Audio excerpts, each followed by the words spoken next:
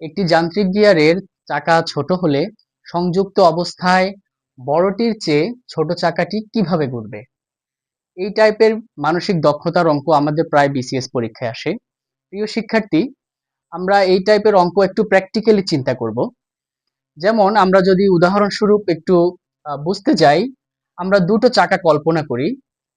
একটি হচ্ছে ছোট চাকা আর একটা হচ্ছে বড় চাকা। আমরা যদি এটা সিএনজির চাকা হিসাব করি আর এটা হচ্ছে আমরা বাসের চাকা হিসাব করি। ছোট চাকার আমরা যদি পরিধি ধরি 2 মিটার এবং বড় চাকার পরিধি আমরা যদি ধরি 5 মিটার, তাহলে 100 মিটার পথ অতিক্রম করতে গেলে আমরা একটা নির্দিষ্ট সময় যদি ধরি যে 1 মিনিট, যদি আমরা ধরি যে 1 মিনিটের মধ্যে এই দুটো গাড়ি 100 মিটার পথ অতিক্রম করবে, তাহলে কোন চাকাটি বেশি ঘুরবে বা কোন চাকাটি জোরে ঘুরবে?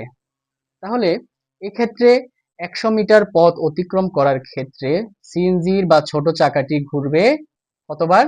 যদি পরিধি 2 মিটার হয় তাহলে 100 মিটার পথ অতিক্রম করতে হলে তাকে 50 বার ঘুরতে হবে।